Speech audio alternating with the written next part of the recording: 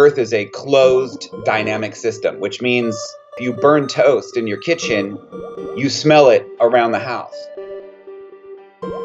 Hello, I'm Margot, a South African filmmaker. I love our planet and I'm passionate about doing what I can to look after it. In 2019, I did a series of interviews with film companies from around the world. I asked their opinion about the film industry's relationship towards climate change and what we as filmmakers can do to save our planet. It's really important to sort of always have an ethical dimension to looking at environmentalism, because it's too easy to be very generalized. I mean, I just think it's about protecting the planet with justice. The easiest way of looking at climate change is that it's a coin. On one side of the coin, you have surplus carbon and other greenhouse gases that have been put into the atmosphere. And so that's one side of the coin, is that Earth has the capacity to hold more energy in its energy budget. It doesn't escape necessarily. The trees do what they can to digest carbon. The ocean tries to absorb all it can, but it's warming everything up, and that's a problem. The flip side of that coin is land use change. Remember that 38% of the entire surface of the planet has been converted into a farm of some kind, and that is taking away the natural ecosystems that Earth intended to be there.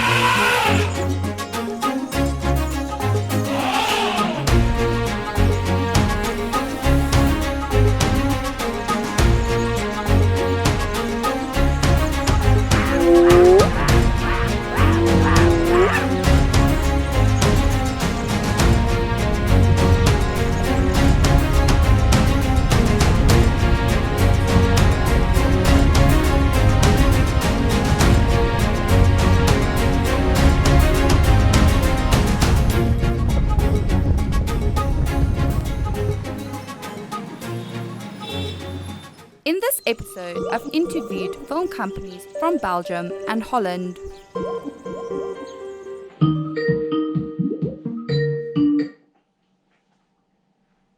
Hey Margot, how are you? I'm doing great. Thank you so much for your interest in interviewing us for The Last France. Hi. Hi. How are you? Good. And you? I'm good. Thank you for taking the time to do the Skype with me.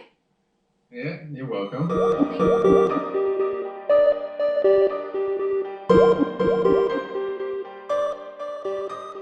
In my country, I don't think it affects it a lot. It's more of a seasonality thing. You might have these season switches, which might make it more unpredictable to plan your shoot ahead. And that's a difficulty, and weather insurance is out of the question. But the thing is that this is a climate where you never really know what kind of weather you can expect from the decades that came before. Sudden weather fluctuations, like let's say winter starts earlier, then we could have an issue, which we can be solved, of course, by putting extra lights and putting extra setups, but that adds to the cost. But now we have to take a leap of faith and hope that our prediction work out. You know, we have like a lot of farmers who have tubes through the whole year, you know, but normally it was like in the spring, and like between April and May, but sometimes it begins earlier. Like last year, it began already like in February. The last 2 years were a longer summer, but it was like exceptional long summer, dry and sunny.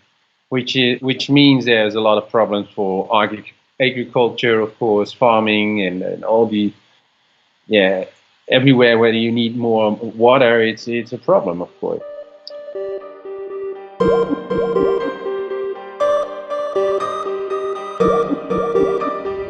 The the biggest example is, of course, when you shoot on location, then you don't have access to electricity.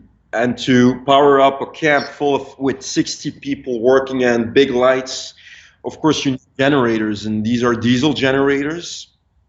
It can run up for 8 weeks, multiple engines, and that can contribute to a lot of the local air pollution.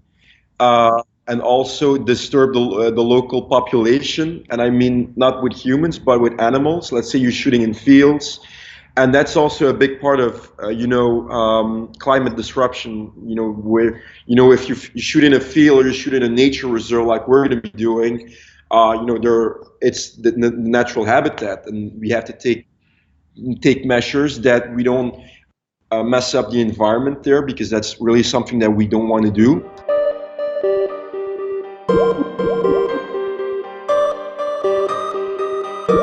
One of the things that we can do to limit this is by shooting with less disruptive equipment like generators and lights, to mainly make it a more down-to-earth shoot. That's something that we're doing. So we're shooting the film in a very naturalistic way, and therefore you create a working environment that does not disrupt the local environment. And I think that's very, very important, that to be responsible even when you're making arts. What we're trying to do is that all the crew, most of the crew come on their bicycles to the set. It's not only because of the climate change, but it's also because the parking spots are so expensive. It is helping, of course, and in that kind of way. And what we also do is we don't use any water bottles anymore. So you bring your own water bottle to the set. So those are small changes, of course. I think we're quite far in thinking of nature and climate changing and things like that. So we try to implement it already in our daily routines.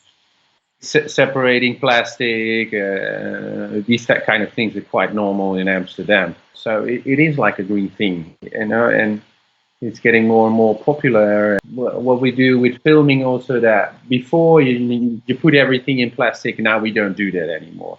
But it's not something that I decided. It's more like the caterer decided not to do it anymore. So everyone is involved in that kind of way. Thank you. Thank you, Margot. Have a great day. Good luck with everything. Bye. Bye. You're welcome. Bye-bye.